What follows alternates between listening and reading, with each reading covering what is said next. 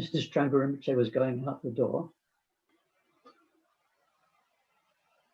Well, hello everyone. This is where once it's edited, this is where the actual recording that goes on to YouTube starts. So although I've said hello, a very, very warm welcome to all of you, and welcome to this third of our 4 sessions on consciousness and primordial wisdom. So let's start it excellently. This hour and a half of karma we'll spend together. Let's make it good karma, not just good karma, excellent karma. Now, very, very quickly, if you want to make a little patch of excellent karma, something that will make an imprint, make an imprint in your 8th consciousness, ground consciousness, then in future lifetimes your 7th triggering consciousness will pull out and feed into your life and bring you moments of blessing, contact, awakening, support, refuge.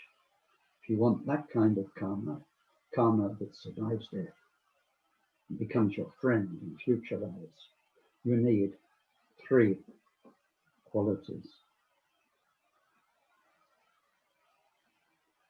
You need a big mind, which means, of course, when we look for mind, we can't find anything to say big, small. So what does big mean? It means inclusive. It means your heart, your mind, your life, and in particular, your attendance at this course right now includes not just you for your own intellectual curiosity, but as many sentient beings as you can bring along with you. We feel we're here for, in particular, our parents, our siblings, our children, and all of those who figured prominently in our life. They are not only part of our karma, they are the living examples of sentient beings. All the time we pray for each and every sentient being. But who the hell are they? We only know what the word sentient being means by the living ones we meet. They are so precious for us, the good ones, the bad ones. They teach us about the variety of life and mind, from the tiniest ant and snail and slug to all the different human beings. So those ones you've met, and the animals, the dogs, the cats, all of those we need to include. And the more somebody is very powerful in your life, then so part of your karma, the more important to include them in the Dharma activities you do, like study today or meditation practice. So not only is there karmic connection with another being, but because they've been present in your life, in my life, then they are present in our own psychology. And Dharma brings our own mind to liberation, and we need to liberate the rigid, fixed impressions left by our parents. So in some rather unusual Buddhist texts, sometimes it says you must kill your father and your mother. So please don't take it literally.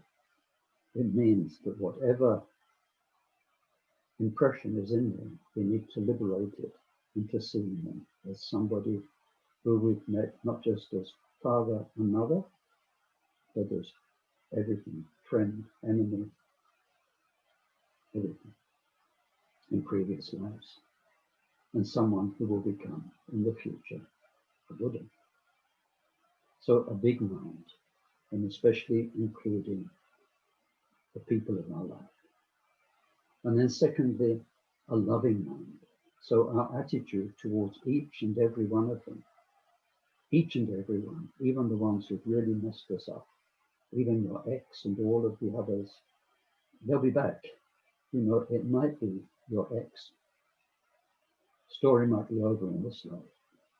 But unless you've done some amazing purification work, they'll be back, I'm afraid to say. Everyone will be back. And so our attitude towards everyone, as best we can, should be the purest most unconditional love possible.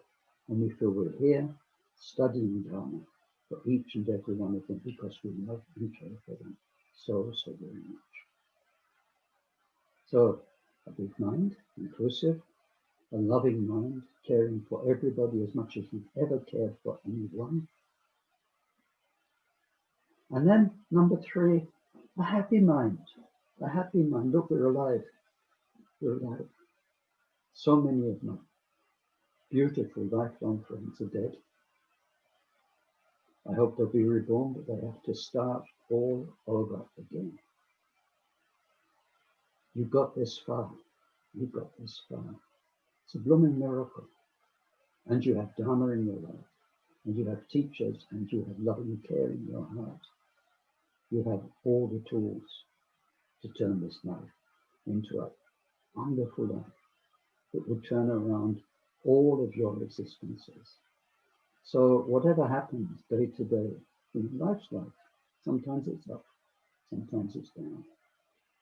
But inside the sign of a true Dharma person is Dharma is forever, whereas karma is transitory. Dharma is forever, karma is transitory. So you wake up happy in the morning that you have Dharma no matter what's happening in your daily life. That's a sign that you will understand what the Buddha's teaching is about. So we're happy about that. Happy. In our very first years in Samiling, we didn't have Tibetan teachers. Akon Rinpoche invited Thai, Burmese, Zen teachers. There's one amazing Burmese master. He was a great, what they call a great meditator. An unusual man with a very squeaky voice. Very few words of English, so it was great that he taught meditation because he could never have taught Dharma theory.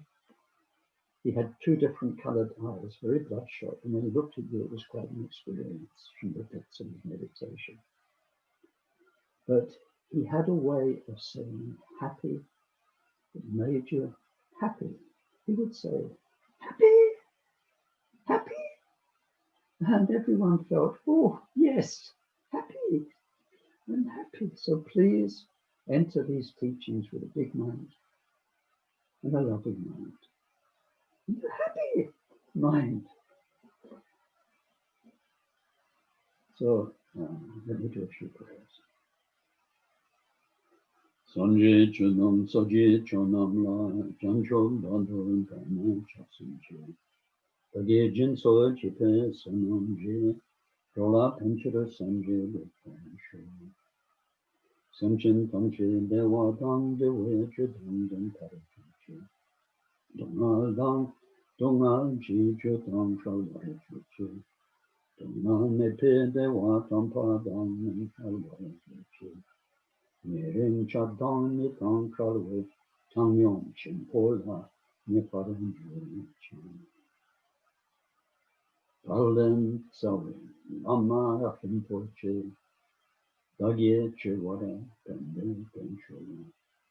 Kadrin chempo gone jezonfe kuson tuchen lepro sado so.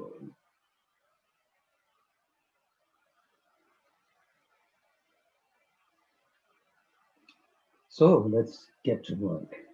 Now we are studying and we are following this text of the 3rd Karmapa, or we have been, but as I explained at the beginning, we won't be able to go through it now, verse by verse. It would take us hours and hours and hours. And when I've taught this verse by verse, once you go into the detail, you can't rush it. You have to go through each verse until the pen clicks and the point comes across. We can't do that. So today we are going to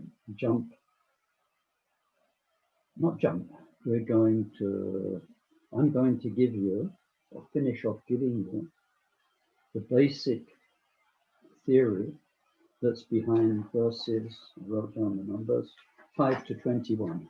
Now that's a lot, out of 30-something verses. And I'm not even sure today we'll have the time for me to give you the transmission. I've given you the transmission for the verses that I'm explaining fairly in detail, but today we must move on because tomorrow we finish this topic.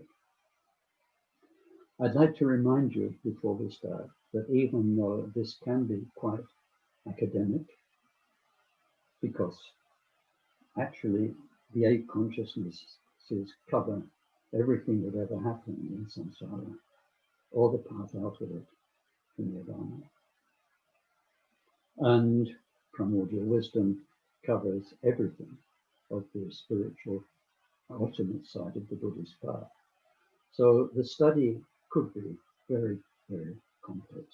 We are not here to study. Of course, we are studying, but we're not here to get deeper and deeper and to get lost in academic details, quarrels of different schools of is this or is that that. We're not here to study Buddhism as a topic that you might go to a university and study something. We are here to study our minds. In our Kagyu tradition, we need to study to get the Buddha's teaching clear, but we're not doing it to become erudite. And it's what they call a double-edged sword. In Buddhist history, a few centuries after the Buddha, study and analysis and learning things in all these long lists and the structures became an art. Buddhist universities emerged. Wonderful, sort of. But then a whole side of Buddhism emerged where people thought that if they got the ideas straight, they were knowledgeable in Buddhism, they were advanced in Dharma, and people get degrees. These days, Kempo degrees, Geshe degrees in Buddhist studies. But this isn't me speaking, it's my own teachers speaking. It means nothing. It means nothing, because if the person has not evolved in 2 areas, then the study is wasted, no matter how many years, 6, 9, 15 years. Is the ego less, or has the study made your ego more? Is the compassion less, or has the study made your compassion more? They're the only 2 guidelines, less ego and more compassion. So we're not here to study. Study is tricky. We are here to learn about our own minds so that we understand and practice and become a better, kinder human being, more at peace with ourselves and more at peace with everyone and everything around us. The studying helps, but every time we learn something, we need to take it and apply it to ourselves. It's the whole point of reflection. So last week, we got into the 8 consciousnesses, and I have the kind of rather strange, non-classical diagram. Is it the right way up? No. It's the right way up. Of the 8 consciousnesses, and you'll remember the 8th consciousness, the last one, is the storehouse, so that as we live and go through day to day, night to day, and at present, we are through making what we call karma. Karma means whatever we do that is able to imprint this storehouse in our stream of consciousness, to make imprints that will last. Like memories. You know, sometimes a memory you've forgotten about completely, sometimes even for 30, 40, 50 years, and then something triggers it, and what has been there all the time comes up. If we look at trauma, childhood trauma, sometimes it can be hidden, suppressed, not recognized until much later in life. And then something triggers it, some work happens, and up it comes. This is storehouse consciousness. It's the ability of mind to hold imprints. And while they're held, they are totally invisible. There is not even a very great meditator who can make some kind of cosmic journey into the storehouse consciousness and have a good look around, like looking into cupboards or into some vast archives, like national archives, where there are so many millions of texts. It would be great if we could have a much better idea of, oh, I've got this karma in store, and I did this in 20 years, 20 lifetimes ago, and this is coming up. I better prepare to deal with it. We can't.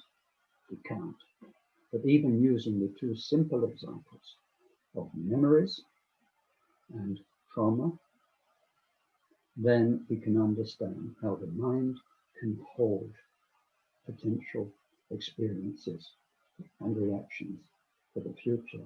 So we have this storehouse quality of mind, storehouse quality. That's eighth consciousness. And then we have this seventh consciousness, which is what will select out of all of that range from all the karma you've made up until now. Looking at the clock. A quick diversion into time. There are three sorts of time in Buddhism. There's linear time. Past is what happened up to now. Now is now. Future is what's going to come, whatever it will be. That's simple. Then there's karmic time. Karmic time is fascinating. In karmic time, the past is all the causes that you made in the past, where the results have already manifested and are over and done with. There may just be some memory of those that lingers for a very advanced meditator to find, but basically you made the causes, you experienced the results, it's all over, that's the past. The present is where you've made the causes, and the results are either up and running now, so they've given you this body, they've made you be born in this place, with this family, in these circumstances of poverty or richness, health or sickness and so on. So the causes have been made and the results are up and running now. Thousands of causes, tens of thousands, and many, many layers of overlapping results. Like this body, it lasts a whole lifetime. Somebody you may meet for a couple of days, lasts for a couple of days. So many layered, overlapping results, good news, bad news, and so on. Your health's good, but you're poor. You're rich, but you've got poor health, and so on and so on. Changing stories, up and running now, your life. And then, not just that, but you've made the causes and they're not yet manifest. It's tomorrow's news. And what will make you a hedgehog or a deva in the next life. Enough karma for many, many lives to come. So the present, in terms of karmic time, is where the causes have been made and the results are either playing out now or are yet to come. And then the future, in karmic time, is where the causes haven't been made yet, so you're going to make them today, you're going to make them tomorrow, and then the results, of course, haven't manifested yet. Linear time, karmic time, and then timeless time is beyond any past, present, and future. It's very profound, and it's something we access in the deepest meditation.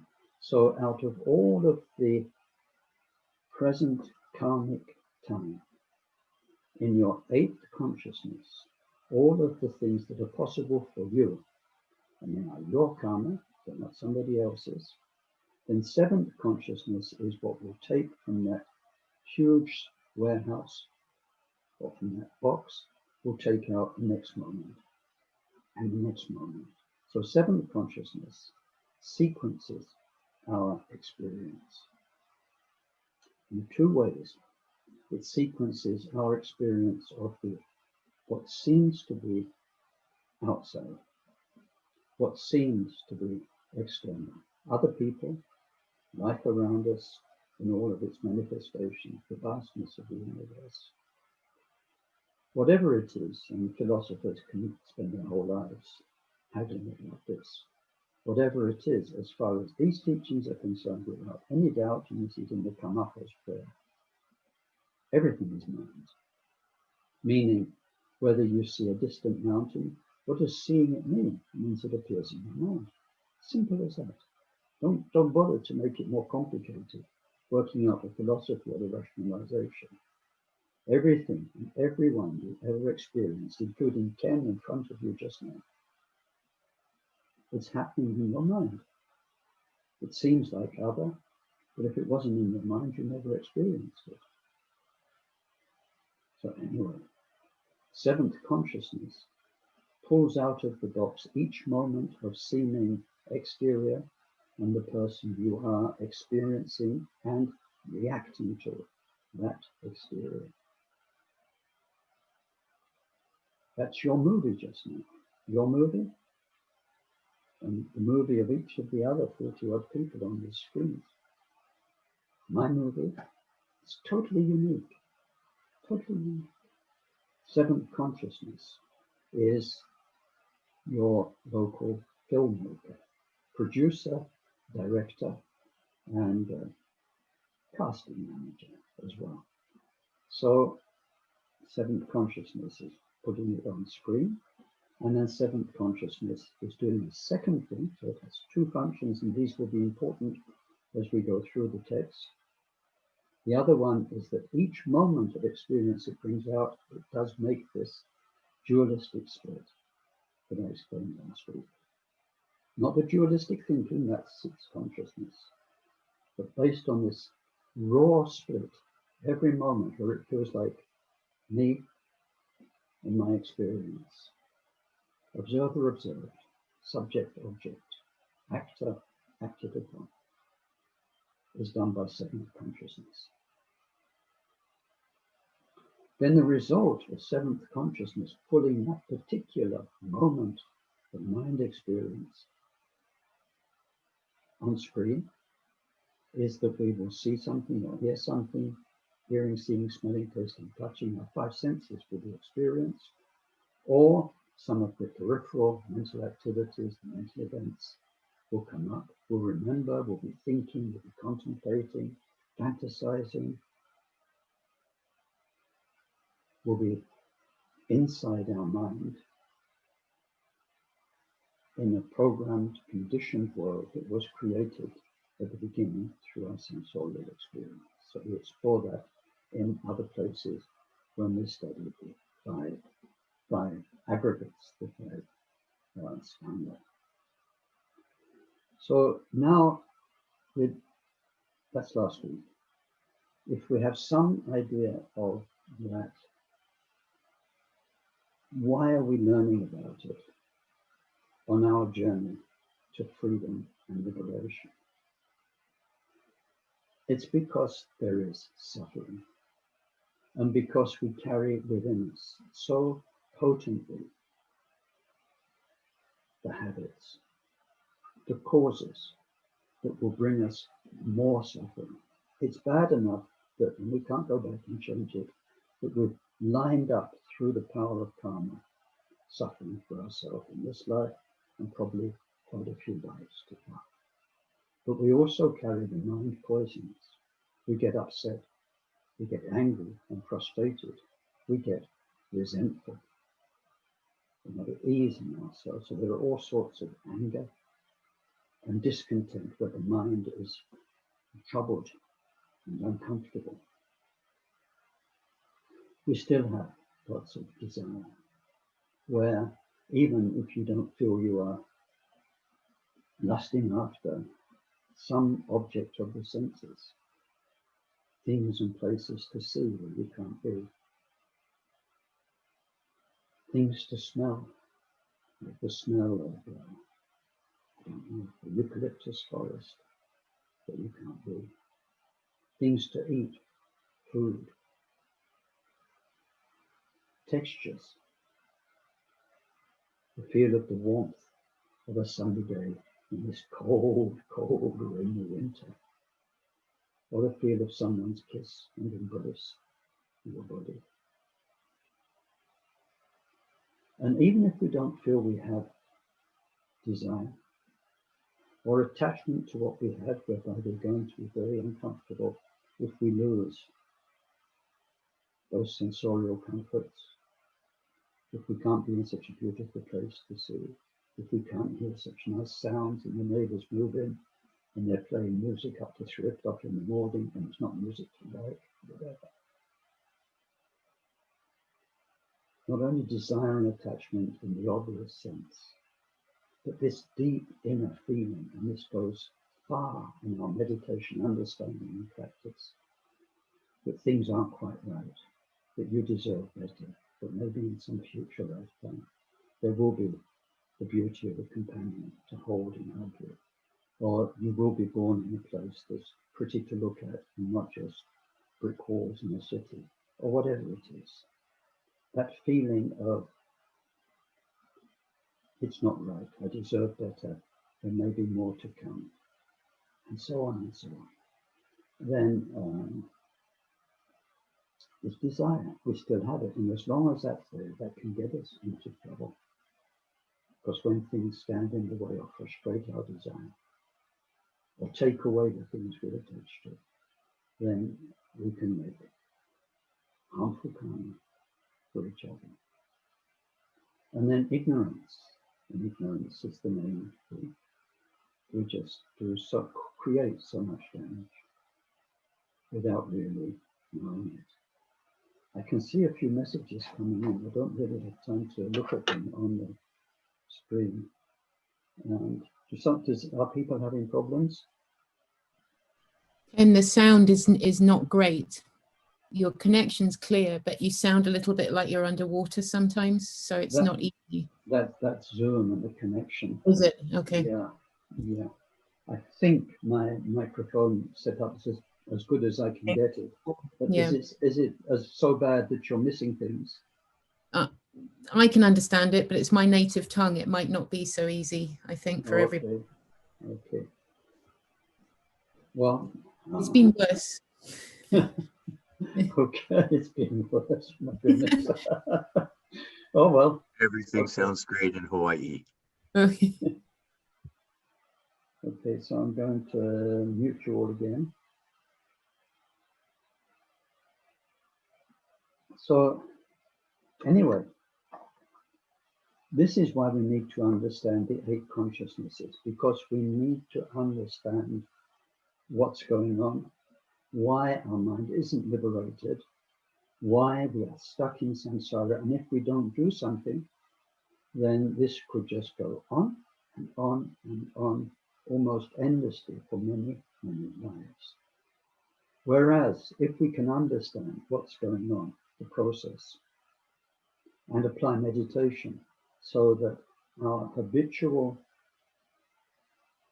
programming of this, we can't do anything about 8th consciousness, but 7th consciousness, the habits that take our mind here and keep it there, where we get obsessed about something or we can't shake things away, and so on and so on. The habits of 7th consciousness, the way it pulls things out of that reservoir, that we can change through meditation. Not only that, through meditation we can come to recognize the process and no longer be involved with it. So although our mind is still yapping away, it's still bringing up unpleasant sensations, it's still bringing up narratives that are very uncomfortable for us. Through meditation, we can learn to disempower the 7th consciousness. And today and next week, tomorrow, not next week, today and tomorrow, we'll see the consequences of doing that. And then also in terms of the 6 consciousnesses, then we can, through the Buddha's teaching, train our seeing, hearing, smelling, tasting, touching, and thinking to be right thinking that is rightly motivated and is becoming right action, and so only making good karma. This is why we are studying. Now, the other point of studying not consciousness is not just the consciousness, but again and again, if you're a Buddhist, you're doing what? You're longing to become Buddha. But I know many Buddhists, many Buddhists, who, if you actually had to plonk them in front of an audience and say, okay, you've got an hour to give people a clear idea what becoming Buddha means, what is Buddha, I think many of them would have a hard time.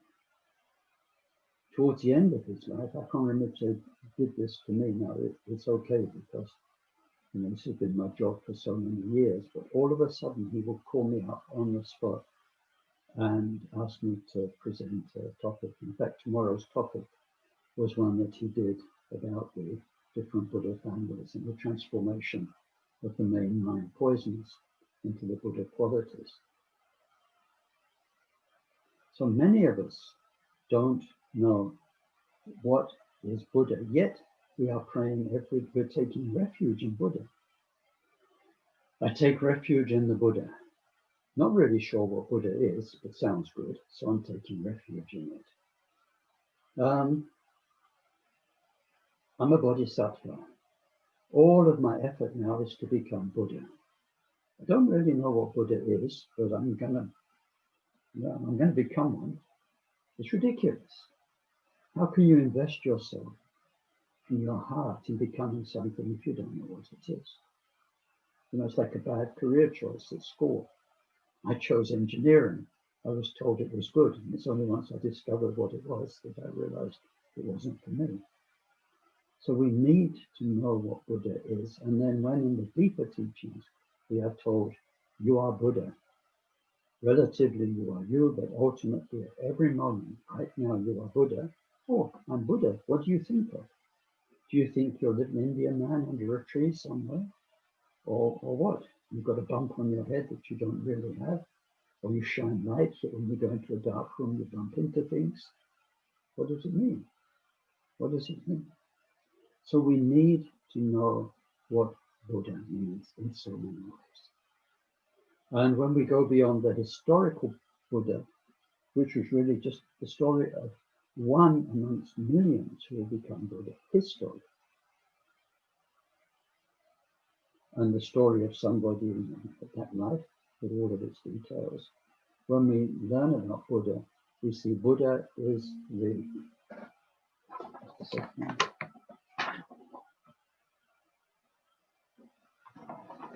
I've got a message, just a second, about the sound.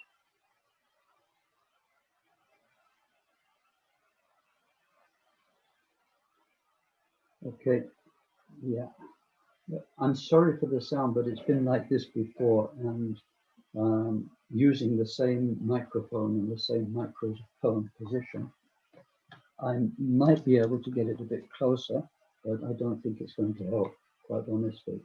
I think it's to do with the connection. So let's see. I know what I should do next time is actually make a separate recording and then integrate that into the video. I'll do that tomorrow. So we need to know what is Buddha, and Buddha is presented as the kayas, 4 kayas or 5 kayas or 3 kayas, and as the Buddha wisdoms. Usually we say the 3 kayas and the 5 wisdoms. This is what Buddha really is. So we need to know that that's what we really are. This is rather important. Who am I? Who are you? Really and truly. Otherwise we are like people with amnesia. So at least intellectually we can know what we're aiming for in our journey to enlightenment. And then when we long to bring other beings to enlightenment, what we are longing to help them do, and when we are receiving Mahamudra teachings about the nature of mind, then to understand that this Buddha nature is 3 kayas and the 5 wisdoms. So today what we need to look into is now, how the stream of consciousness in which you and I are locked. You can't get out. You can't be somebody else even for a second. Until your mind is free, you will be you in that stream of consciousness. As we meditate bit by bit, there will be moments, flashes of the Buddha mind behind this light, profound spiritual experience. But we will be locked in this. But bit by bit, as we free the consciousness, then the truth of mind, the kayas and the Buddha wisdoms will start to manifest. So Karmapa in this text is telling us how and when that happens. Now, from our point of view, it is a transformation of the 8 consciousnesses.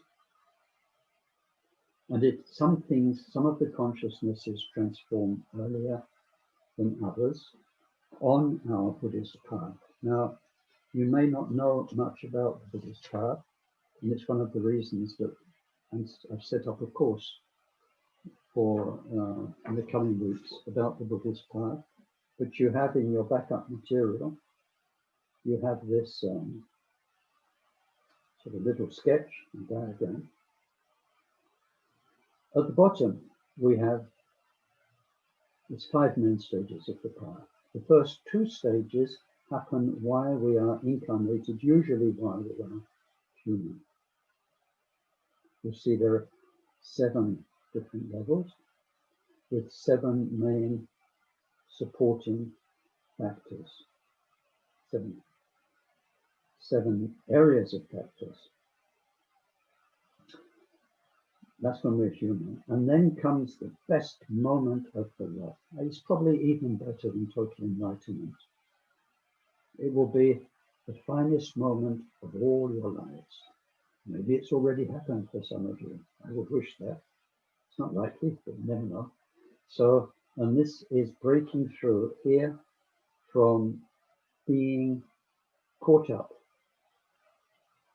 in your stream of consciousness and being obliged to be reborn by the power of karma, to here, the first bodhisattva level, where from then on, your truth, the truth of you, your Buddha mind, is there stably all the way through until enlightenment.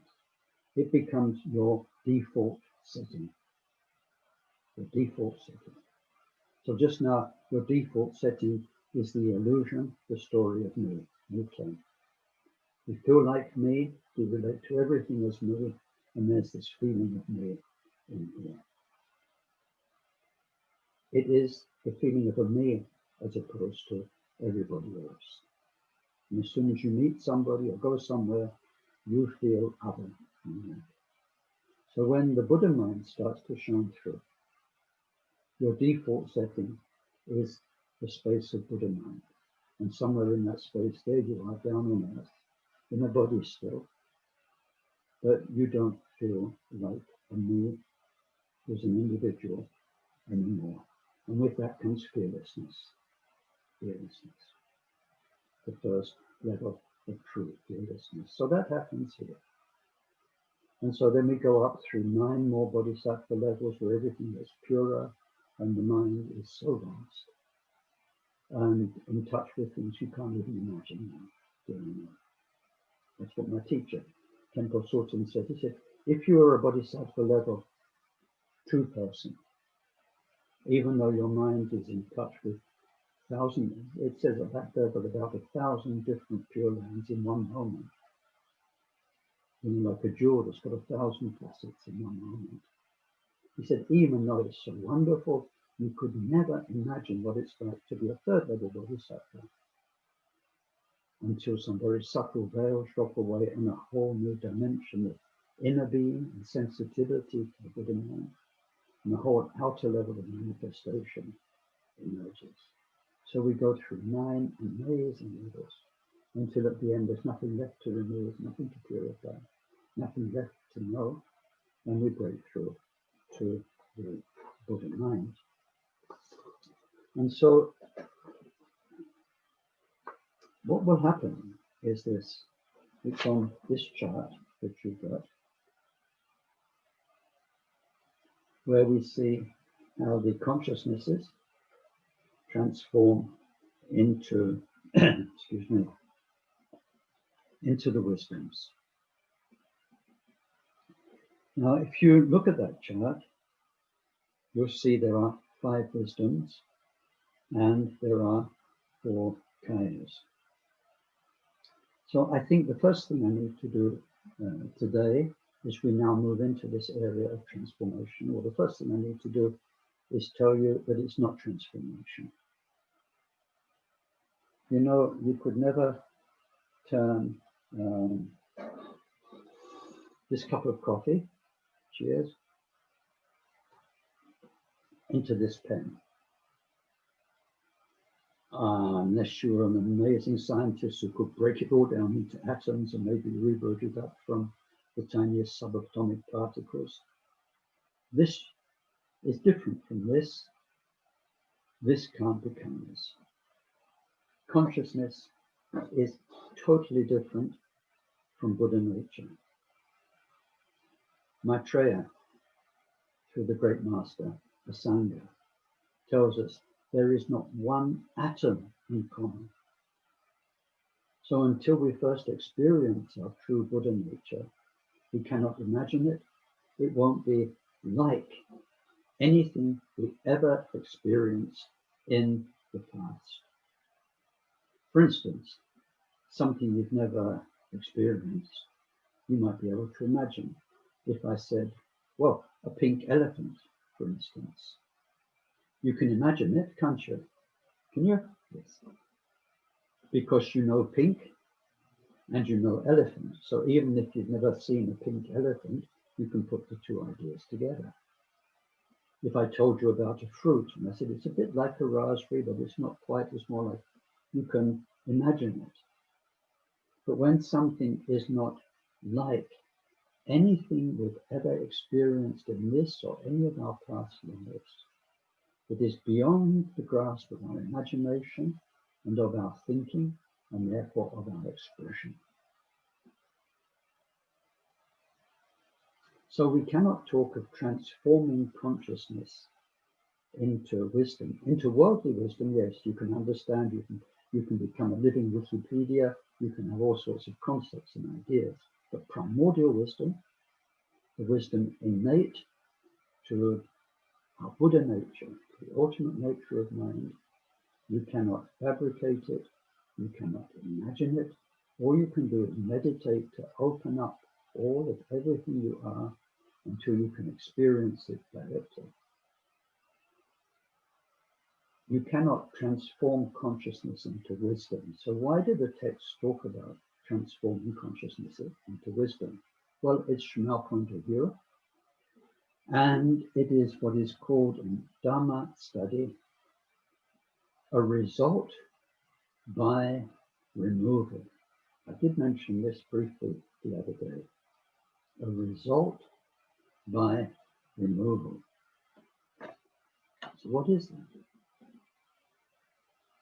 If you have the room I'm in just now, a room full of stuff, rather too full of stuff, and you see the nicely organized bit, I won't show you what I see behind the camera because it's a bit of a mess.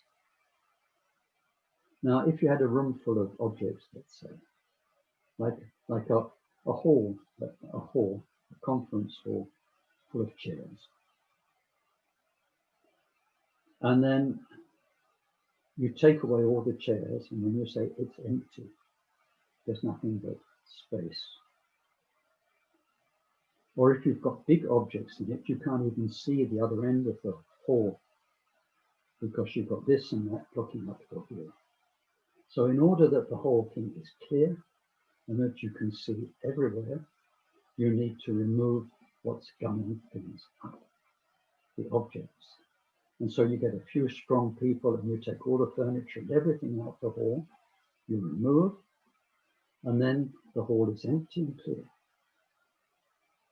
Now, that voidness, that emptiness, that space. Although in language we say we made the space, the actual space that's there now, in an empty hall, you fill the space. You did taking the furniture out actually make the space. You know, like you can make a soup from ingredients. You can create something with causes and conditions. Did you make that space? We think about that. We think about it a lot. We give it time and we go away and sit with the idea. No, nothing creates space. In human terms, relative, of course, we made it spacious by taking things away, but the space was always there. We just removed what was blocking it. So when we look into the 8 consciousnesses and the power they have to occupy and hypnotize our mind, second after seventh consciousness never stops. It's like an attention-seeking child. We see this when we meditate. You want your mind to be in one place, but all the time it's bringing stuff up. It wants you to get involved. It wants to pull you in, and it pulls you in. 7th consciousness is very, very busy.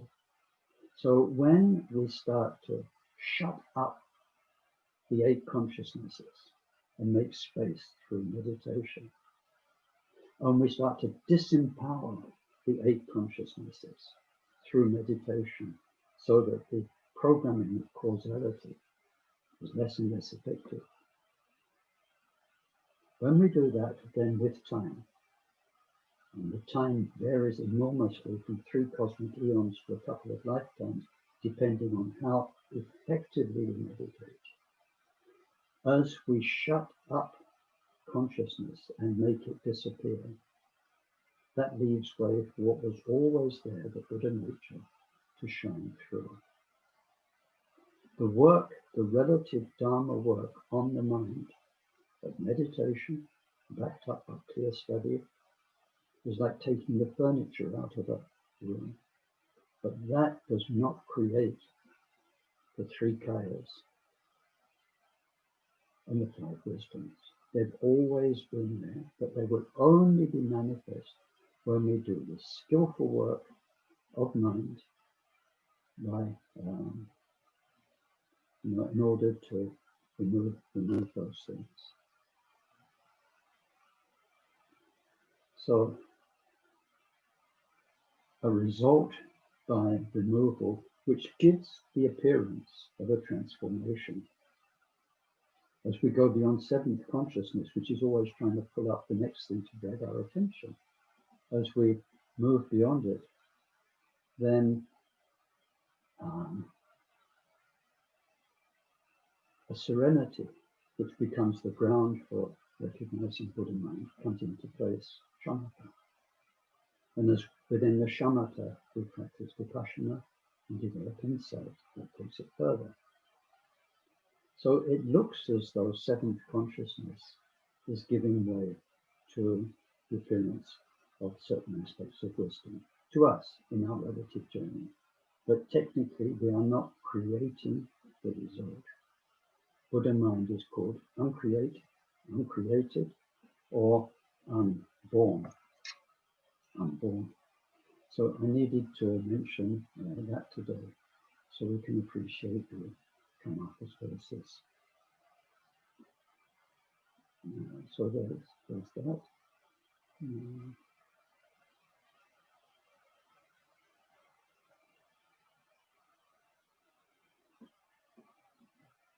Where to go?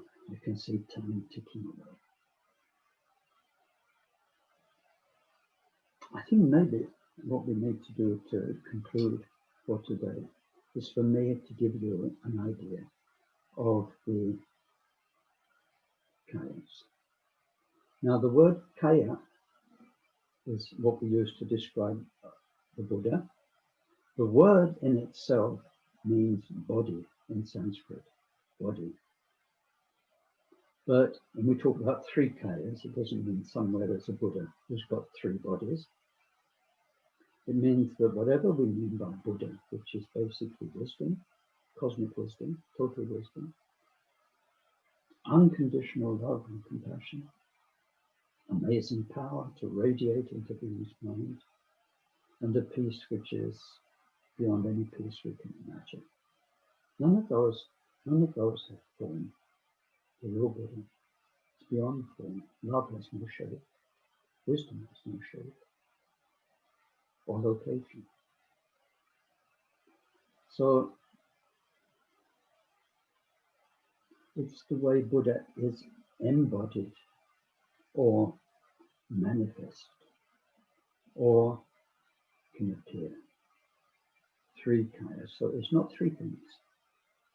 It's three different aspects of manifestation. One we call Dharmakaya is what Buddha is for Buddhas. So when you become Buddha, total Buddha, it's what your enlightenment will be for you. Nobody else except other Buddhas. It has no form. Dharmakaya has no form. It has many qualities. They are just listed, mainly wisdom, total clarity that knows anything and everything. Loving compassion, which is the deepest, most unconditional loving compassion for every single sentient being that ever was, for time and space. But that has no form, that has no location. It's not located on the top of Mount Kailash or in a back street in Glasgow. It's everywhere. There's no location, it has no form, it has no smell. It's intangible.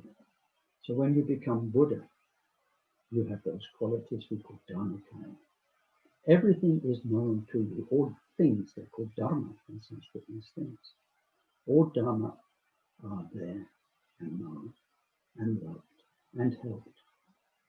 And the mind is totally, totally serene in all of that activity and knowledge.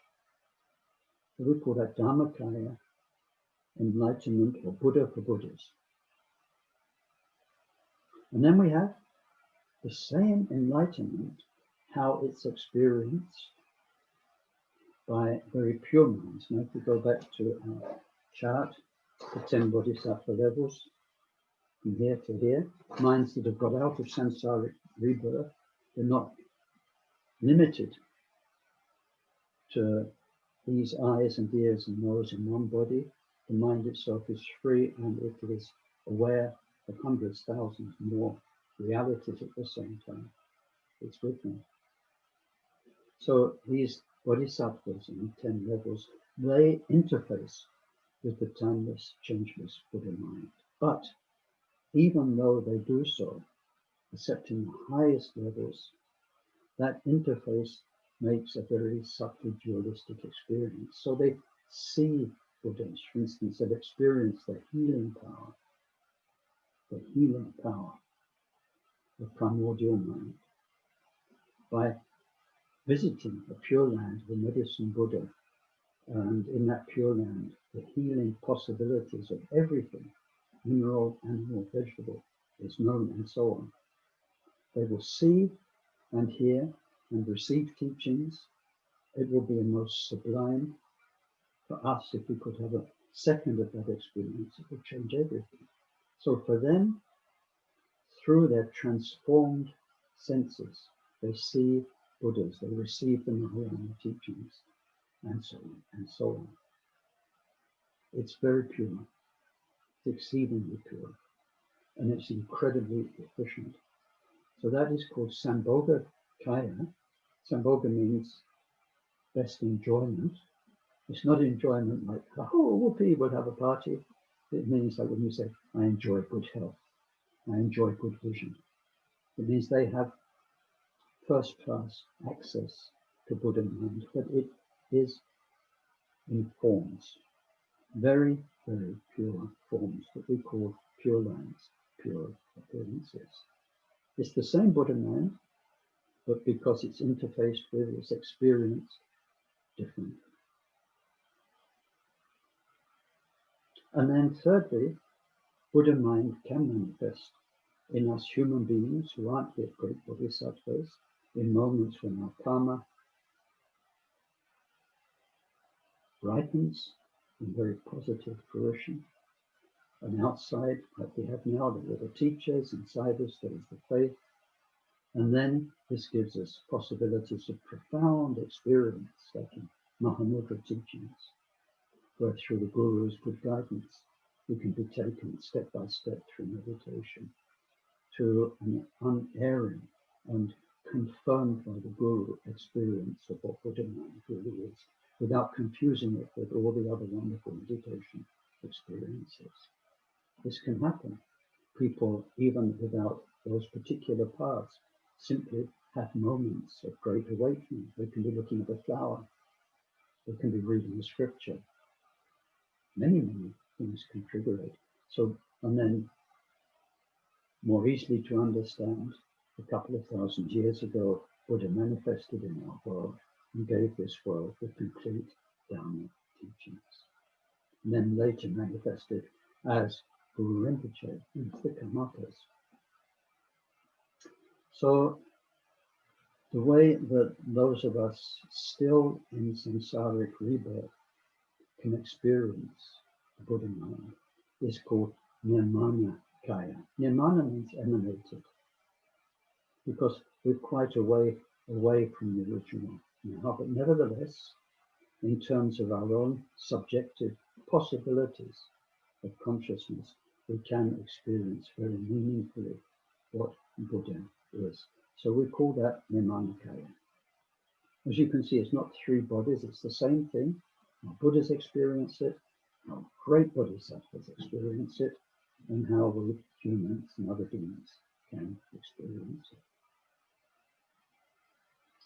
Three kayas. They're the three famous kayas. But then we can add another one, and we will do in our transformation studies tomorrow, which we call Svabhavika kaya.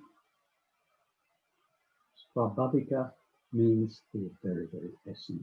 Now, this is not something else. This is, you can't just say it's a scholar's invention because it comes from Buddha's teaching, but it is to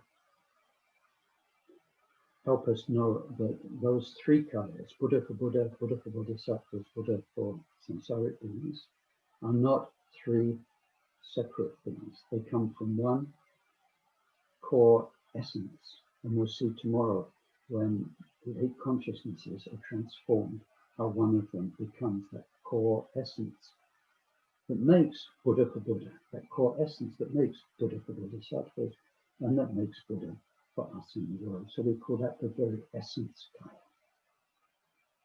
And the other three are the relative manifestations, appearances, experiences, realizations that come through that one core essence. And there are a couple of other kayas we can talk about, but usually we talk about the three, or in this case, the four. So I think I always make a plan and it never really works. But I think maybe, yes, what I didn't do today, oh my goodness,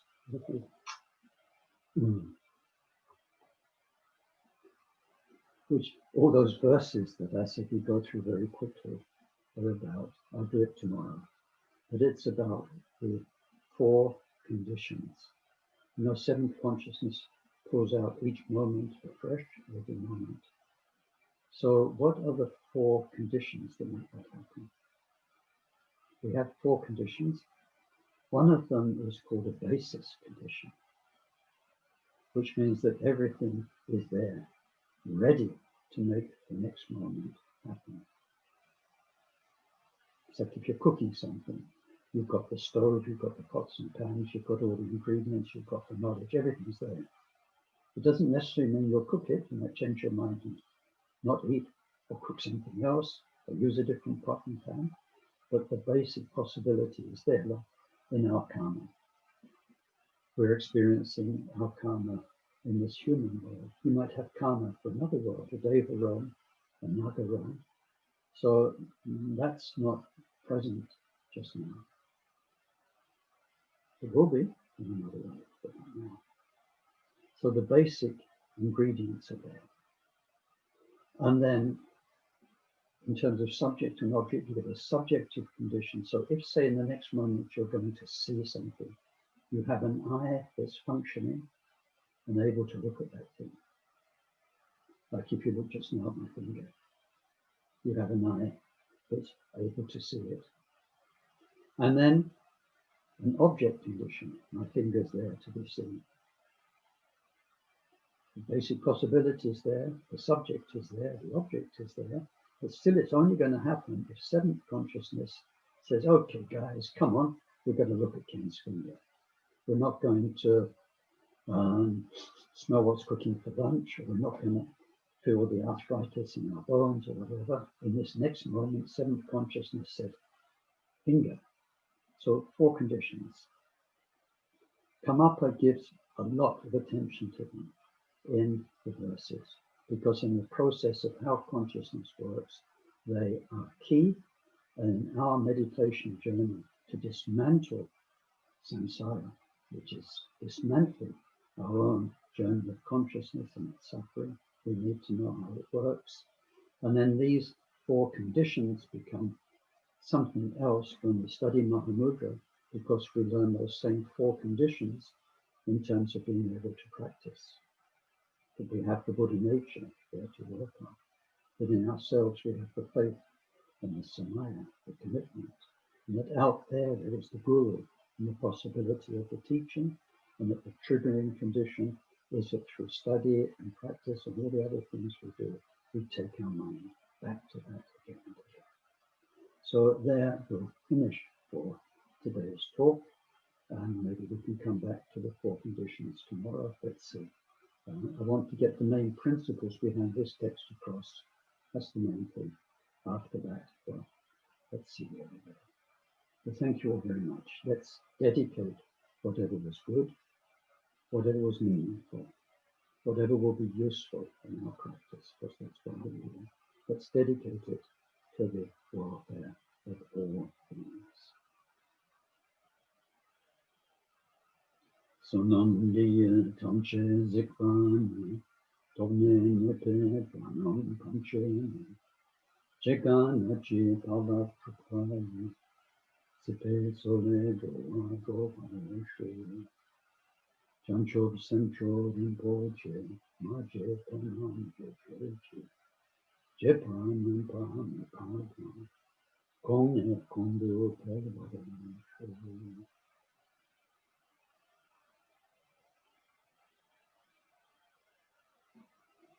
Okay, thank you very, very much. So now you can unmute your